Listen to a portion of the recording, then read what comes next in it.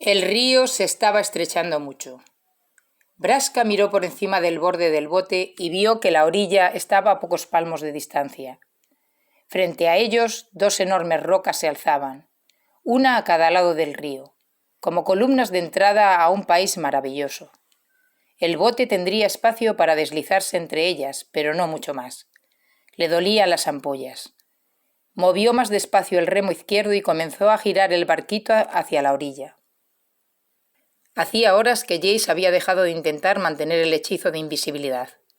La noche cayó y las luces de los insectos, además de otros brillos extraños que Braska no reconocía, iluminaban la jungla. La pendiente de las orillas era demasiado escarpada para sacar el bote del río. Si no fuera por los enormes dinosaurios que sin duda se ocultaban en la jungla, habría pensado que el ambiente era de lo más encantador. «Dormiremos en el bote», dijo Braska. Soltó los remos y siseó al tocarse una de las ampollas. El astrolabio dramatúrgico yacía sobre la madera que separaba a los dos planeswalkers. Jace lo tomó y miró a la dirección en la que apuntaba. «Este cacharro sería más útil si nos dijera cómo de lejos estamos», dijo Braska mientras estiraba los brazos por turno. Entrelazó los dedos y suspiró. Jace no respondió. Miró hacia arriba y la magia de sus ojos iluminó los contornos de su rostro. Sobre ellos se materializó un gigantesco caballo de tiro que brillaba con una suave luz azul. La ilusión atravesó el follaje y galopó por el cielo nocturno. Aquel caballo espectral serviría de aviso para Malcolm. Espero que el resto de la tripulación llegue pronto. El aire podía cortarse con un cuchillo. Olía a vegetación en crecimiento, a cosas que brotaban. Se alimentaban, morían, se pudrían y volvían a crecer sobre otras cosas que también se alimentaban y morían. Braska recordó que su tripulación solía cantar en las noches de calma chicha como esta cuando estaban en mitad del mar. Le cantaban aquellos momentos en grupo. Ella y su tribu, enemigos de todos salvo de ellos mismos. «Existe un castillo profundo y antiguo», comenzó a cantar. Jace la miró como si le hubiera crecido una segunda cabeza. Braska sonrió y siguió a lo suyo. «De sus ventanas surgió un extraño brillo. Es un laberinto de descomposición». Braska se detuvo. Jace escuchaba con interés. «¿Quieres que siga?», preguntó con una sonrisa cansada. Jace sonrió. Ella se acercó más a él y continuó cantando en susurros. Quizá la música mantendría a raya a los posibles dinosaurios que los acecharan. «Pues algún día reinará la putrefacción». Jace, también cansado, emitió un ruidito de aprobación. «¡Qué canción más alegre!». Los Golgari no tienen mucho de lo que alegrarse. Braska se echó de nuevo hacia atrás y cerró los ojos. La voz de Jace era soñolienta. «Calzón me enseñó otra canción». «¿La de los higos?». «Vaya canción más grosera, pero que mucho. Ese trasgo es pequeño pero matón». Jace guardó silencio después de eso y apenas un instante después ya se había dormido. Braska se preguntó si era capaz de hacer eso a voluntad. Por encima de ellos se escuchaba el sonido de pequeñas criaturas aladas. Las aves nocturnas cantaban en la espesura de la jungla. Abrió un ojo dorado y le echó un vistazo a Jace, al segundo telépata más peligroso del multiverso. Podría destrozarme la mente con tanta facilidad como yo canto. Y sin embargo, no lo haría. Nunca lo haría. No después de haberla escuchado como hizo, como nadie lo había hecho nunca. En ese momento Braska supo que, al margen de sus recuerdos, aquel era un hombre en el que podía confiar. Y alguien que, a cambio, confiaría en ella. No necesitaba a nadie para sentirse completa, ni a nadie que la validara. Y si él no le correspondía, bueno, no pasaba nada. Todavía tenía un libro de historia en casa por terminar. Pero si la correspondía... Braska imaginó que él le prepararía té cuando ella tuviera días malos. La escucharía cuando lo necesitara. La animaría a perseguir sus propios objetivos. En general no sonaba nada mal. Quizás le pediría una cita cuando todo esto terminase. Hacía mucho tiempo que no salía con nadie. No obstante, de momento, Braska estaba satisfecha con lo que había.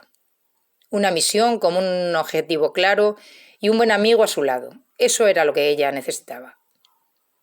Braska tenía muchas ganas de petrificar a quien quiera que le hubiese robado los recuerdos a él.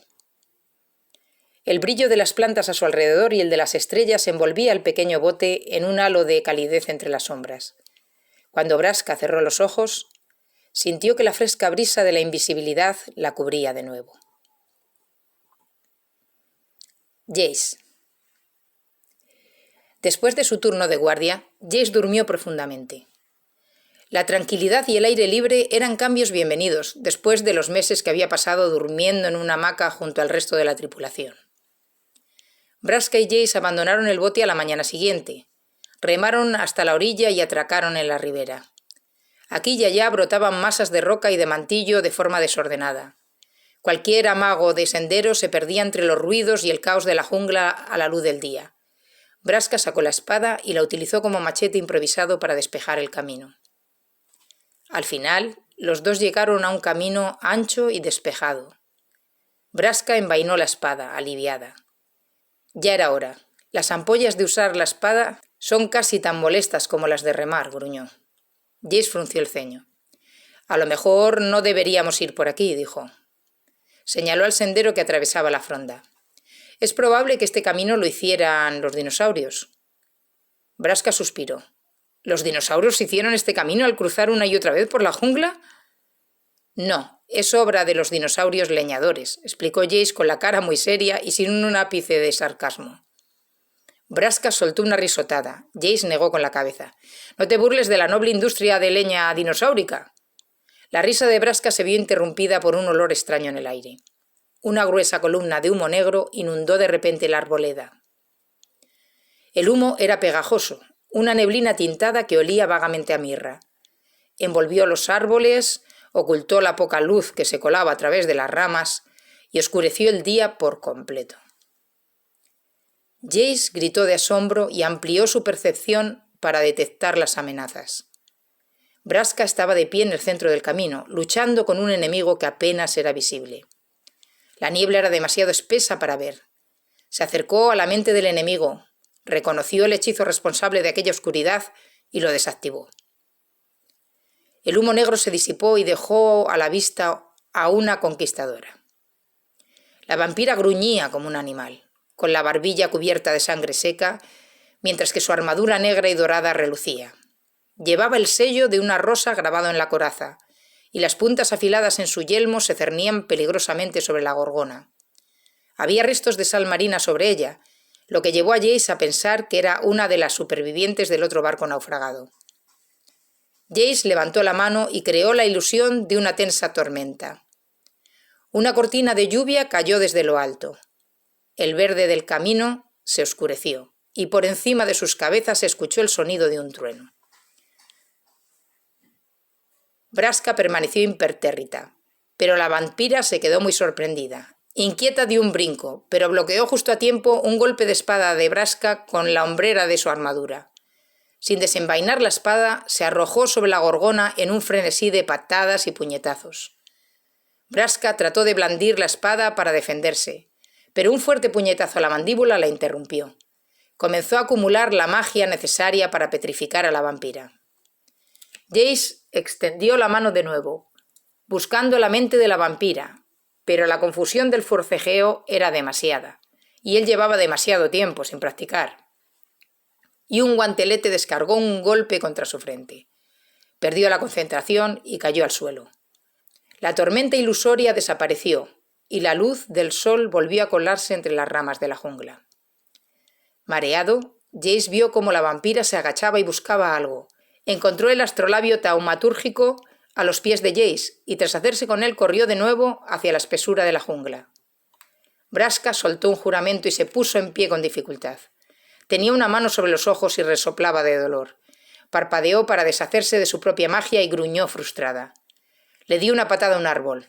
Jace cerró los ojos y se concentró. Podemos seguirla. Abrió los ojos y levantó la cabeza para conjurar otro caballo enorme que galopó hacia lo alto para señalizar su posición a la tripulación. Braska seguía rabiosa. «Esa maldita vampira tiene que haberse enterado de lo que hice al otro capitán. No debimos dejar viva la tripulación». Jace suspiró. Mirándolo de forma objetiva, no te equivocas. Braska le dio otra patada al árbol. «Cuando la encuentre recuperaremos el astrolabio. Después podrás patear todos los árboles que quieras», dijo Jace con determinación. La gorgona inspiró profundamente. Guardó silencio un momento y asintió. Miró a Jace con un leve ceño. «¿Estás seguro de que puedes seguirla?» «Completamente». Despacio, Jace cerró los ojos y se concentró. Intentó encontrar la mente de la vampira. En su lugar, lo que encontró fueron dos furiosos monólogos internos. «Tisana se adelantó demasiado. ¿Cómo lo haces, elemental, para ir tan rápido? A la izquierda, esquivar rama, eso es, pero allí arriba, alguien de la coalición Azófar nos da la espalda. ¿No será la pirata del piel verde?» Lenta y poco cauta, típica torpeza del Imperio del Sol. Mujer de piel verde más adelante. Se dice que posee el astrolabio, siguiendo la ilusión, invocando una serpiente para enfrentarse a ellos. Abrió de golpe los ojos por la sorpresa y con un solo movimiento se dio la vuelta con los brazos cruzados delante de él. Una inmensa serpiente voladora, una ilusión, se arrojó sobre él y se quebró a cada lado de su defensa psíquica. La fuente de la ilusión era una mujer tritón subida a las espaldas de un enorme elemental. Miró a la fuente de otro monólogo mental, una mujer que llevaba una armadura de placas de acero, adornada con el mismo patrón de plumas que el dinosaurio que montaba. A su lado colgaba un arma semicircular y su trenza larga se agitó en el aire cuando cargó sobre él. El proceso de pensamiento de Jace pasó de la idea a la conclusión. Levantó una mano cuando la humana se acercaba, sintió un escalofrío en la nuca y la mujer tiró con fuerza de las riendas de su dinosaurio. La bestia se detuvo, y la mujer sobre ella miró desesperadamente a cada lado. ¿A dónde se fueron? Las agallas de la mujer tritón se agitaron. «¡Es una ilusión!». Levantó la mano y unas llamas brotaron del suelo de la jungla para enredarse en torno a las piernas de Jace. Cayó cuán largo era, y la invisibilidad que había proyectado se desvaneció. Braska salió entre los árboles y se puso delante de él. Gritó para llamar la atención de la jinete y de la tritón. «¡Esperen! ¿Por qué nos persiguen?». Jace se dio permiso para explorar la superficie de la mente de la tritón. La tritón conoce la existencia del astrolabio. Las agallas de la tritón temblaron de sorpresa e ira. Braska torció el gesto. «¿Quiénes son ustedes?». Jace se puso en pie y las lianas en torno a sus pies recularon. Se colocó al lado de Braska y miró de frente a sus oponentes. El elemental de Tisana se puso en posición de ataque, pero ella lo apaciguó poniéndole una mano en el costado. «Me llamo Tisana. Soy una anciana de los heraldos del río y protectora de Orazca. Uno de nuestros maestros escuchó un fructífero rumor acerca de ti, pirata». Jace se regañó a sí mismo. Al final aquel tritón de la taberna de Zabordada sí que había oído su conversación.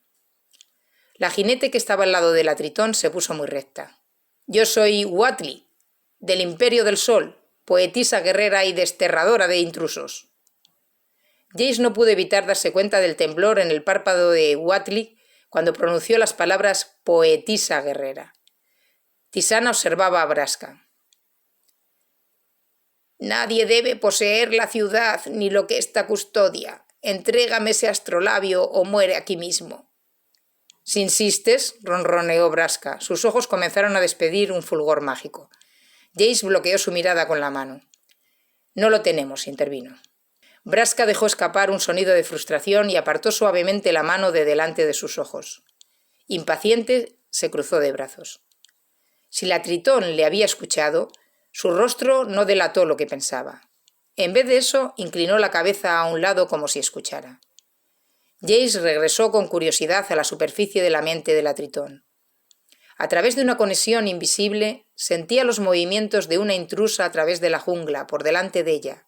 Su vínculo con los árboles y el suelo que pisaba era delicado, mientras que la intrusa dejaba un rastro en la vegetación que pisaba.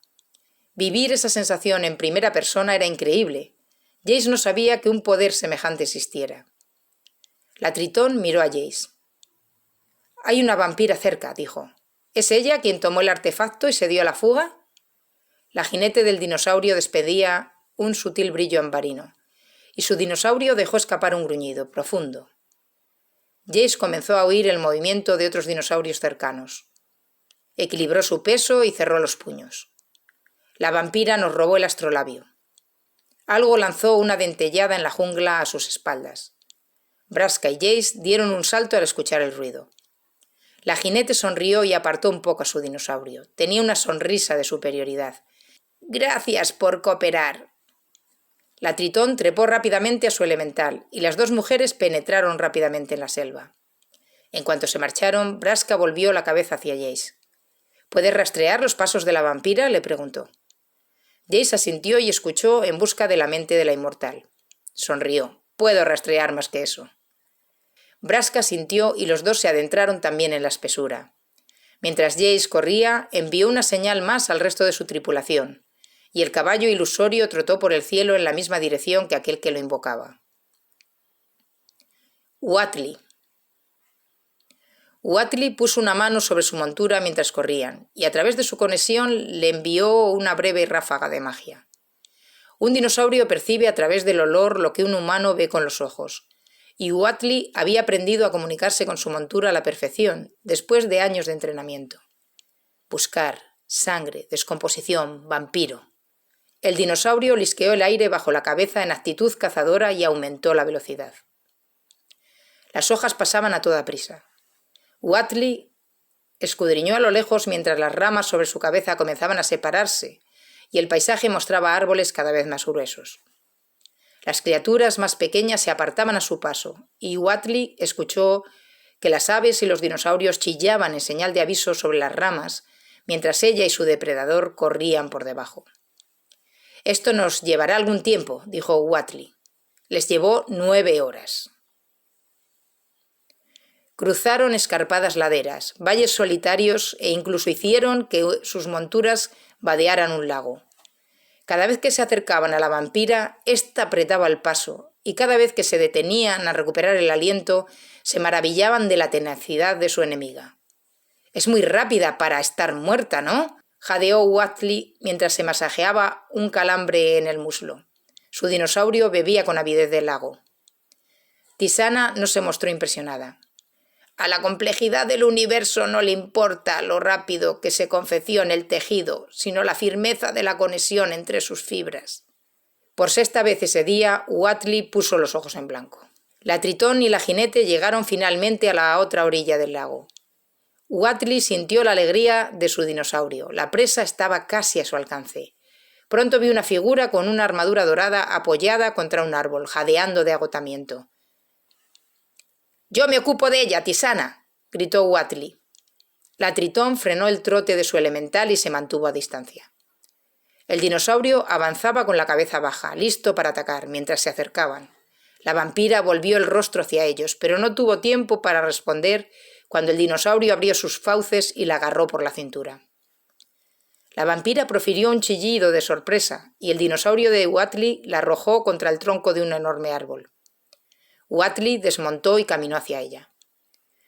Su enemiga era más alta que ella y tenía el alzacuellos de sus ropajes manchado de sangre. Los encajes que sobresalían de su armadura estaban empapados de sudor. Tenía el aspecto de una niña que rehusara ponerse nada que no fuera su traje favorito, al margen de si resultaba cómodo o apropiado para la ocasión.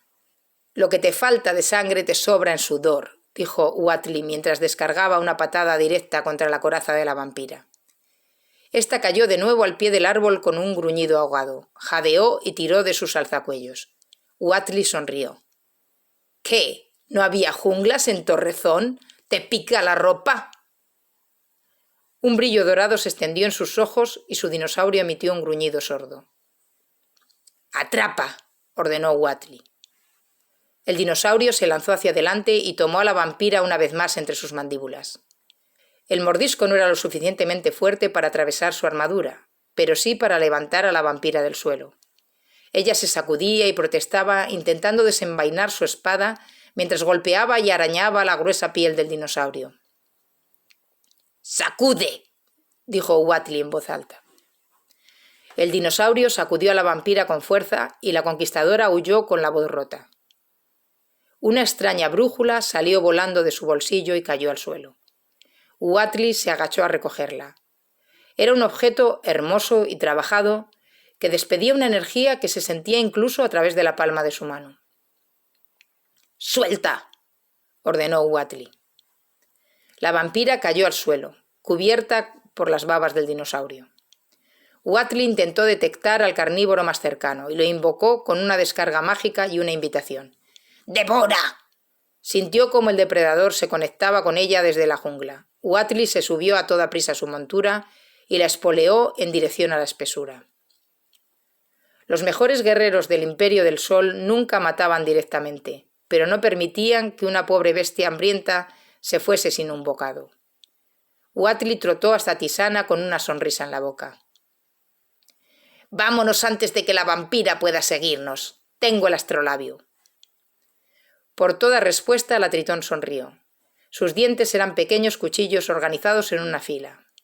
¡Fantástico! Tisana tomó el astrolabio y lo examinó. Le dio la vuelta investigándolo cuidadosamente como se haría con alguna escritura sagrada. Entrecerró los ojos y dirigió a Wattley una mirada astuta. El astrolabio comenzó enseguida a emitir una luz ambarina que latía. Las agallas de los laterales del rostro de Tisana vibraron. La tritón cerró los ojos. Wattley no dijo ni una palabra y esperó. Sabía que el heraldo del río sentía algo que era invisible para ella. Después de unos instantes, la tritón volvió a abrir los ojos de golpe. Tenía una expresión maravillada. «El final de nuestra peregrinación se acerca». Esta vez Wattley estaba demasiado emocionada para poner los ojos en blanco. «¿En serio?». «Es parte de la tierra a nuestro alrededor, pero está separada para mantenerse oculta. No se mueve, pero el camino que conduce a ella está encantado para que cambie siempre». Tisana cerró los ojos de nuevo y señaló. Su dedo apuntaba en paralelo a la línea ambarina del astrolabio. «Está a mediodía de viaje en esa dirección». Wattley asintió con resolución. «Entonces mejor no esperar». Tisana no se movió. Su montura se apartó ligerísimamente de Wattley. Fijó los ojos en el astrolabio. Wattley se puso a la defensiva. «Tisana, dijimos que iríamos juntas». «Sí», respondió la tritón. «Eso dijimos». Wattley se lanzó hacia el astrolabio, pero cuando estaba por alcanzarlo, se vio interrumpida por un golpe en la cara con una tela enorme que la descabalgó. Wattley cayó al suelo, el cuerpo cubierto por completo por una inmensa sábana. Intentó liberarse, pero el tejido se enredó en su cuerpo y lo apretó. A través de él escuchó que su dinosaurio chillaba y bramaba antes de que todo quedase en un repentino silencio. Un silencio que rompieron los aplausos y vítores de un grupo. «La coalición Azófar». Una voz femenina conocida se rió.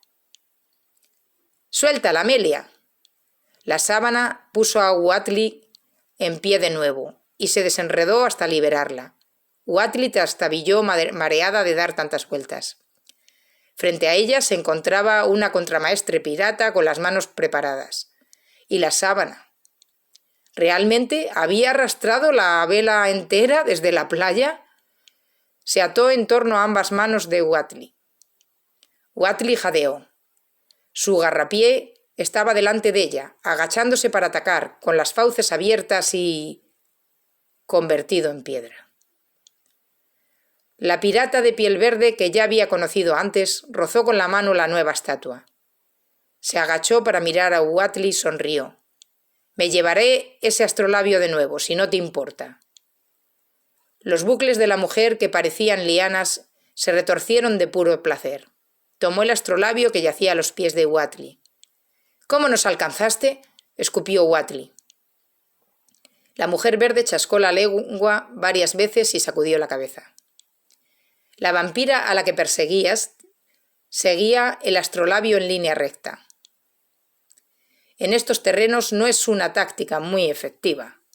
Es mucho más fácil buscar atajos con un ojo en el cielo y un telépata en el suelo. Detrás de ella una sirena se arregló las plumas con el pico y el hombre de azul de antes inclinó la cabeza con una sonrisa.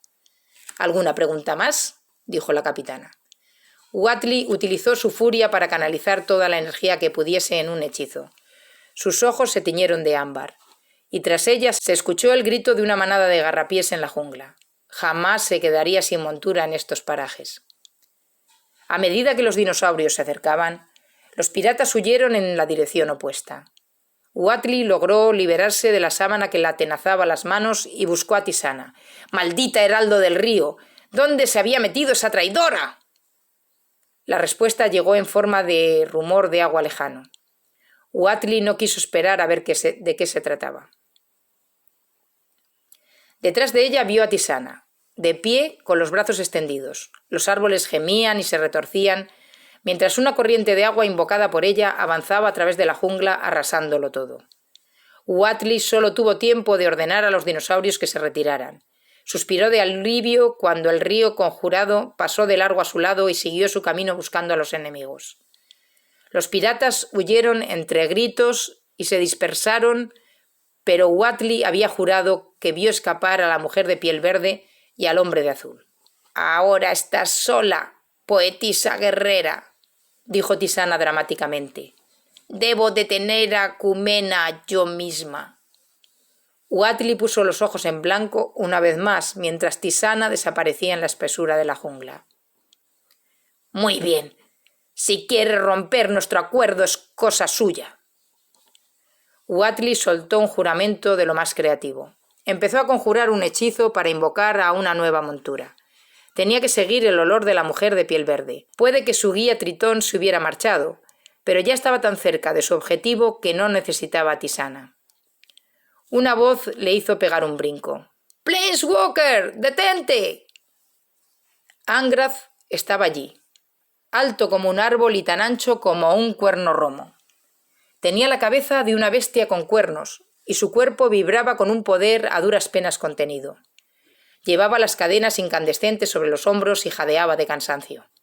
«Angrath». Todo había empezado cuando el pirata la atacó.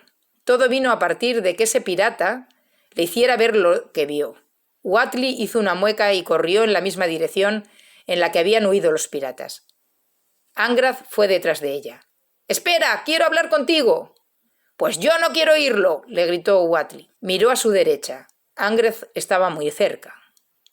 Wattley corrió más rápido, pero se oyó el ruido de una cadena y ésta se enredó en torno a su tobillo, arrojándola al suelo.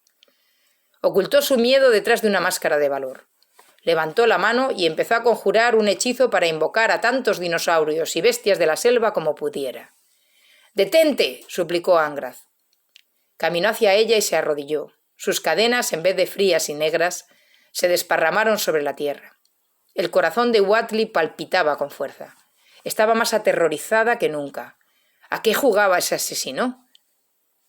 «Eres como yo», dijo él. «Nunca seré como tú», gritó Wattley desafiante. «No, idiota, no de esa manera», replicó Angrath con los ojos llenos de impaciencia. «Eres un Planeswalker como yo. No te haré daño». Angrath se puso en pie sin dejar de mirarla.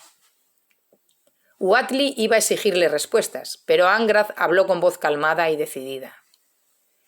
«Aquello que nos impide marcharnos de este plano se oculta en esa ciudad. Si lo encontramos, podremos ayudarnos mutuamente a escapar a otros mundos». Un atisbo de esperanza maravillada se impuso entre la confusión de Wattley. Angrath continuó. «Lo único que tenemos que hacer es matar a todo aquel que intente tomar Orazca antes que nosotros». Las esperanzas de Wattley desaparecieron. Una sensación de malestar se extendió por su barriga. «Genial», pensó. «El monstruo asesino quiere ser amigo mío». Braska. El astrolabio taumatúrgico comenzó a vibrar en la mano de Braska. El corazón le dio un salto mientras corría con Jace a su lado y la tripulación detrás de ella. La corriente de agua que la Tritón había invocado era una astuta distracción, pero los piratas del beligerante no se dejaban vencer tan fácilmente. Malcolm echó a volar, se adelantó y regresó con la voz quebrada de emoción. —¡Está sobre las colinas! ¡De allá! —¡Sigan corriendo! —gritó Braska a su tripulación. Estaban muy cerca, muy cerca. Los árboles eran distintos en esta parte de Ixalan. Braska y los suyos habían cruzado una cordillera y ahora corrían a través de un laberinto de niebla y vegetación. De vez en cuando dejaban atrás un árbol con hermosas hojas amarillentas, y en las rocas junto a ellos se apreciaban vetas de oro que brillaban por debajo del musgo y el líquen que las cubría. La misma tierra parecía ansiosa de revelar los secretos que guardaba. La tripulación del beligerante llegó a un claro, y uno por uno todos se detuvieron. Por encima del verde de las colinas, los chapiteles dorados de Orazca destacaban contra el cielo. Las agujas iluminaban el horizonte, los edificios estaban ocultos por una barrera de árboles, de vegetación tan exuberante, que Braska se preguntó si las propias colinas no serían la ciudad enterrada, cubierta por un manto de jungla impenetrable. Guardó el astrolabio que palpitaba y brillaba, indicando la inmensa magia que lo rodeaba en ese momento. Dentro hay algo más que el sol inmortal. El encantamiento que nos liga a este mundo también está aquí, escuchó a sus espaldas. Braska se dio la vuelta. Jace había llegado hasta ella mientras el resto de la tripulación descansaba antes de iniciar la última etapa del viaje. Ella sintió. Aún no he averiguado lo que realmente hace ese sol inmortal. Hay demasiados rumores, no quiero inventarme teorías. Puede ser literalmente la llave de nuestra libertad. Puede, admitió Braska. También puede que conceda la vida eterna sin la necesidad de beber sangre. Puede que haga invencible al imperio del sol. Puede ser una fuente de poder inimaginable, pero demasiado inestable para que nadie lo controle. Creo que es algo que no debería estar aquí, dijo Jace.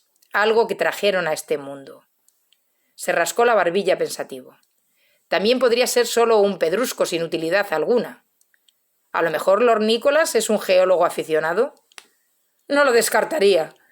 Braska se encogió de hombros. Creo que tiene aficiones un tanto extrañas. Jace se encogió de hombros cuando Amelia lo llamó.